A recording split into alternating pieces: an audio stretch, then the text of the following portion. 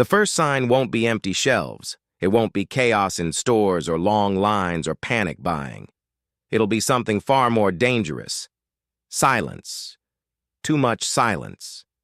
Because while everything still looks normal, shelves stocked, carts moving, ads still running, your grocery bill will start changing in a way most people won't notice at first. Percent higher, then 10%, then 20%. And before you realize it, you're paying almost double for the same life you were living just a year ago. And the most dangerous part? No one will be able to point to a single reason. Because there isn't one. There are multiple systems breaking. At the same time, modern food doesn't start in supermarkets. It starts in chemical factories. Half of global food production depends on synthetic fertilizers, especially nitrogen fertilizers made using a process that requires massive amounts of natural gas. So when energy prices rise, fertilizer production becomes more expensive. And when fertilizer becomes expensive, production slows down. But here's the delay most people don't see. Farmers don't feel it immediately. The impact shows up months later, during harvest. Less fertilizer means weaker crops. Weaker crops means lower yield. Lower yield means less supply. And less supply means one thing: higher prices everywhere, not gradually, but in waves. Even if food is grown, it still has to move. And that's where the second pressure point hits. Transportation. Modern food systems run on just-in-time logistics. That means no extra storage, no backup buffer. Everything moves constantly. Now think about diesel, every truck, every harvest machine, every refrigerated shipment, all dependent on fuel. So when fuel prices rise, even slightly, the cost doesn't rise evenly.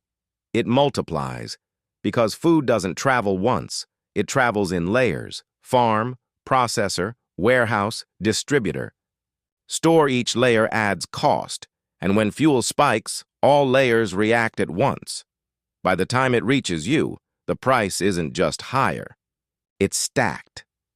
Now imagine something more unpredictable. Weather, not disasters, not storms destroying cities, but small changes. A few days too hot during pollination, a few weeks too dry during growth, a shift in rainfall timing.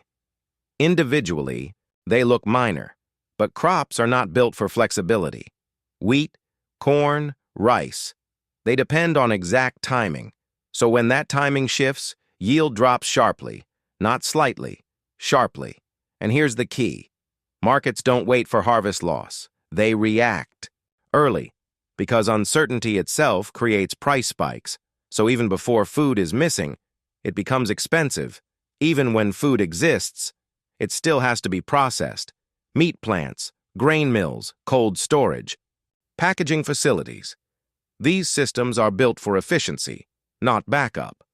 So when even a small disruption happens, labor shortage, fuel delay, power instability, everything slows down and food starts backing up. Livestock waits too long, crops spoil. Processing. Delays increase waste, and waste turns into cost. Cost turns into price, and price turns into your grocery bill. Individually, none of these systems are catastrophic, but they are connected, and that's the real danger. Fertilizer affects yield. Yield affects supply. Fuel affects transport. Transport affects availability. Weather affects stability. Stability affects pricing, and processing affects what actually reaches shelves. Each system doesn't fail loudly, they fail quietly. And then, together. And when they align under stress, prices don't rise smoothly, they jump, step by step. Suddenly, this is where most people first feel it, not in headlines, but in real life. A grocery cart that used to cost $100 now costs $130, then $150, then more. But the items inside don't. Look different. Same bread, same rice, same cooking oil. The illusion is stability, but the reality is erosion. And the worst part? People don't change behavior immediately. They adjust slowly. Skip small things. buy cheaper alternatives, cut variety. Until, one day, the budget breaks before the system does. As prices rise, people change buying habits. They shift to cheaper essentials. That increases demand pressure on limited goods, which pushes prices even higher. Farmers respond by focusing only on profitable crops, reducing diversity, making the system more fragile, and each cycle makes the next shock worse. This is no longer supply and demand. It becomes supply chasing unstable demand. The mistake most people make is waiting for shortages. Empty shelves, panic headlines, visible crisis. But that's too late. The real warning is volatility. When prices start moving unpredictably, when essentials rise unevenly, when stability disappears from weekly shopping, that's the signal, not scarcity, instability. This is not about panic, it's about exposure. Because you can't control global systems, but you can reduce dependency on them, not by hoarding, not by fear buying, but by buffering. Staple goods with long shelf life, rice, lentils, oil, flour. Not because food will disappear, but because price stability might.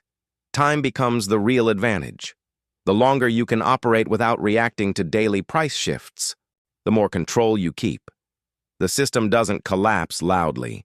It tightens quietly, step by step, until one day you look at your grocery bill and realize nothing in your cart changed.